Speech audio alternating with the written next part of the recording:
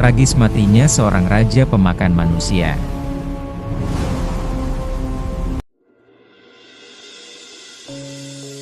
Selamat datang di channel Arek Deso 96. Di sini, kita akan menyusuri jejak sejarah, menggali asal-usul, dan mendengar kisah-kisah legenda yang jarang diketahui. Dari cerita rakyat yang turun-temurun, yang jarang orang tahu, tapi patut kita lestarikan. Kita belajar bareng, sambil tetap bangga jadi bagian dari budaya Nusantara. Jangan lupa like, komen, dan subscribe, biar nggak ketinggalan cerita seru berikutnya.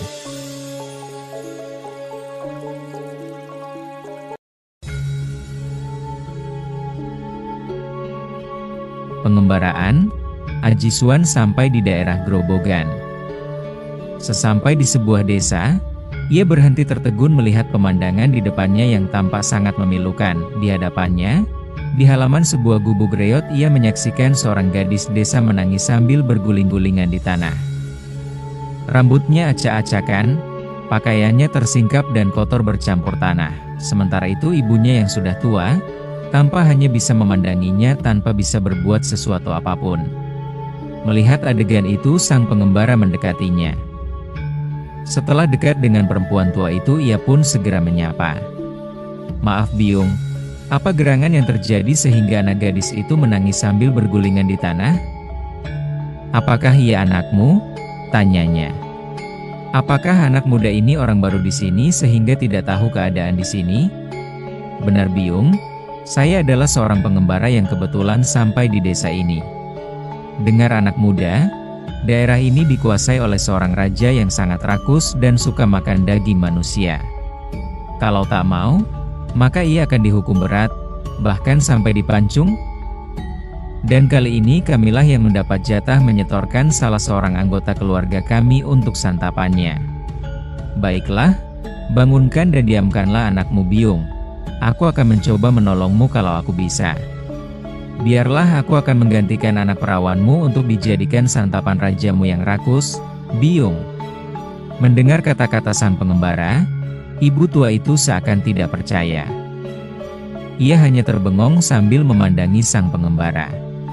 Ibu tua itu seketika tampak menjadi berseri penuh harapan. Ia pun segera bangkit dan berjalan mendekati anaknya yang masih menangis bergulingan di tanah. Sementara itu di luar kesadarannya, sang gadis yang tengah menangis bergulingan di tanah tersiba kalunnya sehingga tampak betisnya yang putih mulus. Aji Suwan yang sedari semula telah tertarik akan kecantikan sang gadis, seketika selera kelelakiannya terangsang. Seketika itu juga di luar kesadarannya nafsu kelelakian Aji Suwan memuncak dan bahkan sampai meneteskan air mani yang jatuh tercecer di tanah. Hal itu tanpa diketahui oleh ibu dan anak gadisnya. "Enduk, sudahlah jangan menangis. Lihatlah tuan muda ini bersedia menggantikanmu menjadi santapan baginda raja. Diam dan bangunlah Enduk." "Benarkah, Mak? Tapi siapakah dia?" tanya anaknya sembari bangkit memeluk ibunya yang sudah tua. "Benar Nona, namaku Aji Suwan, seorang pengelana yang kebetulan lewat di sini," jawab Aji Suwan. "Nah sekarang tenang, dan segera mandi, bersihkanlah badanmu, Enduk." Tanpa menunggu diperintah dua kali, secepatnya anak perempuan itu berlari menuju ke sumur. Mereka berdua bergegas masuk ke dalam rumah reot milik orang tua si gadis. Sementara itu tanpa sepengetahuan mereka, air mani Aji Suwan yang jatuh dan tercecer di tanah dipatuk seekor ayam jantan dan ditelannya. Setelah itu sang ayam jantan itu berlalu mencari makanan. Kalau tadi Tuan sempat jalan-jalan di desa ini terasa sepi, bahkan terkesan sebagai desa mati, tak berpenghuni. Padahal sebelum Sri Baginda Dewata Cengkar menguasai daerah sini, desa ini cukup ramai. Tapi setelah desa ini dikuasai oleh Raja Rakus itu, keadaan berubah menjadi sebaliknya, sepi, mencekam dan menakutkan. Hal itu disebabkan hampir semua penduduk mengungsi atau meninggalkan daerah ini, karena ketakutan keluarganya bakal habis dijadikan santapan penguasa baru yang memang gemar makan daging manusia. Apabila tiba saatnya, maka sekelompok prajurit suruhannya akan datang mengambil secara paksa jatah santapan sang raja itu. Sementara seluruh keluarga telah mendapatkan jatah, maka giliran akan berputar kembali. Kalau membangkang atau mengecewakan sang baginda, maka prajurit tersebut akan menganiaya seluruh keluarga tanpa belas kasihan sama sekali. Sampai di situ pembicaraan mereka, tiba-tiba di luar terdengar suara hiruk-pikuk orang berteriak-teriak. Bahkan tanpa sopan santun beberapa di antaranya langsung mendobrak rumah reot milik ibu tua itu. "Hi penghuni rumah, cepat serahkan anakmu atau kami obrak-abrik seisi rumah ini," teriak salah satu di antara mereka dengan lantang dan kasar. "Tuan, ampunilah kami Tuan. Anak kami mendadak sakit, tetapi Tuan Aji Suan ini bersedia menggantikannya." "Tuan," kata ibu tua itu terbata-bata. "Benar Punggawa, aku Aji Suan bersedia menggantikan anak Gadia Beliung ini untuk dijadikan santapan rajamu," kata Aji Suan dengan gagahnya. "Hah? Siapa kau?" bentak salah seorang dari mereka dengan mata melotot seakan tak percaya. Mereka benar-benar heran dan kagum kepada Aji Suan yang tampak telah berdiri dengan gagahnya di hadapan mereka. Dalam pandangan mereka Aji Suan tidak hanya gemuk dan berkulit bersih saja, melainkan juga sangat tampan dan gagah. Aku adalah seorang pengembara yang kebetulan lewat daerah ini dan ingin menjadi bakal santapan bagindamu yang rakus. Aku yakin pasti bagindamu akan senang karena kegemukan dan kebersihan kulitku ini." "Baiklah, sekarang ikutlah kami," bentak seorang di antara mereka sembari meraih tangan Aji Suan untuk digelandang. Akan tetapi sang Aji Suan dengan cekatan mengibaskan tangan Punggawa itu. "Tunggu dulu. Untuk menjadi bakal santapan bagindamu aku punya permintaan. Apakah bagindamu sanggup mengabulkan permintaanku?" tanya Aji Suan. "Katakan, apa permintaanmu?" "Katakan pada rajamu yang rakus, kalau ia mengabulkan permintaanku maka aku bersedia menjadi santapannya. Cepat katakan permintaanmu, pasti rajaku mengabulkannya. Sebelum rajamu menyantap darah dan dagingku yang bersih dan gemuk ini, ia harus merelakan tanahnya seluas ikat kepalaku untukku. Hanya tanah seluas ikat kepalamu, pasti baginda akan mengabulkannya. Ayo sekarang ikut kami. Justru aku tunggu jawaban raja kalian di sini, aku takkan lari," kata Aji Suan penuh kewibawaan. "Baiklah, hai, kau," kata pemimpin Punggawa itu dengan menunjuk salah seorang di antara mereka.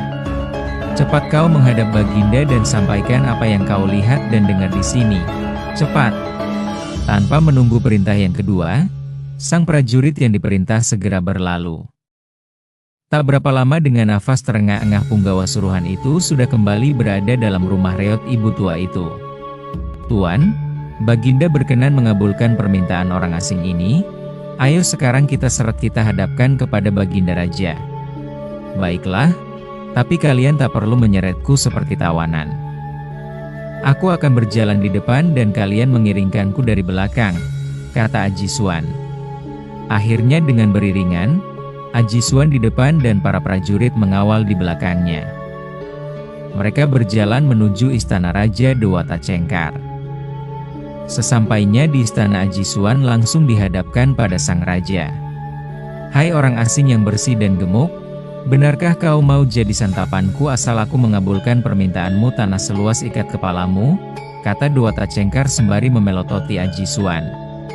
"Benar sang baginda," jawab Aji Suan dengan mantap dan berwibawa. "Baiklah, demi kulitmu yang putih bersih dan dagingmu yang gemuk, aku kabulkan permintaanmu. Apakah masih ada lagi permintaanmu, orang asing?" "Tidak ada lagi baginda. Inilah ikat kepalaku, mohon baginda berkenan membukanya di alun-alun," kata Aji Suan. Setelah sampal di alun-alun kerajaan, baginda mulai membuka ikat kepala Aji Suan. Tapi apa yang terjadi? Ikat kepala itu terus saja melebar, melebar dan terus melebar. Baginda dengan cepat memerintahkan semua prajuritnya untuk menahan pelebaran ikat kepala itu. Dengan sekuat tenaga para prajurit itu berusaha menahan melebarnya ikat kepala Aji Suan. tetapi ikat kepala itu terus saja melebar tanpa bisa dihentikan. Melihat keadaan itu, akhirnya sang Dewata Cengkar sendiri ikut menahan laju melebarnya ikat kepala Aji Suwan yang memiliki tenaga yang sangat luar biasa dan sulit dihentikan. Ketika sang Baginda Dewata Cengkar telah berada di ujung ikat kepala, dengan sigap Aji Suwan mengibaskan ikat kepalanya. Seketika sang Dewata Cengkar terpental dan jatuh di Laut Selatan. Alkisah, begitu Raja Dewata Cengkar terjatuh dan masuk ke dalam lautan. Ia terus tenggelam karena memang ia tidak bisa berenang.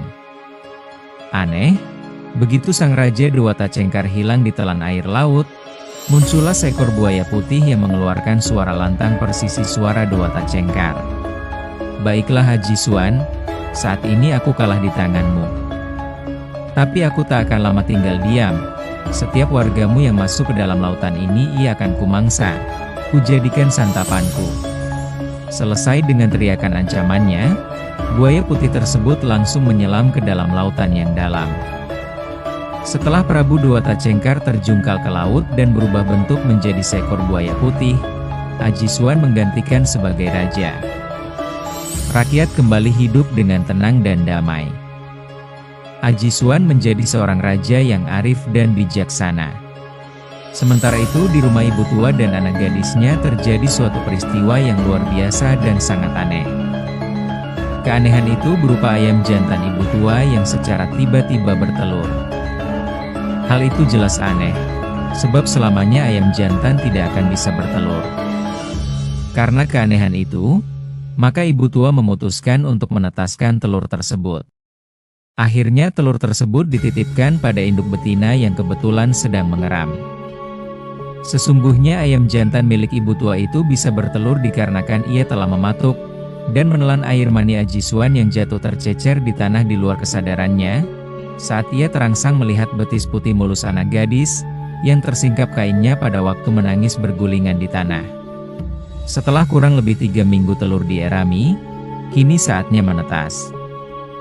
Dari telur-telur yang dierami, hanya satu yang menetas. Anehnya justru dari telur yang menetas itu tidak berupa seekor anak ayam, tetapi berupa seekor. Oleh ibu tua anak ular itu dipelihara seperti merawat bayi manusia saja. Ternyata anak ular itu cepat sekali menjadi besar. Dalam waktu yang cukup singkat ia telah menjelma menjadi ular besar.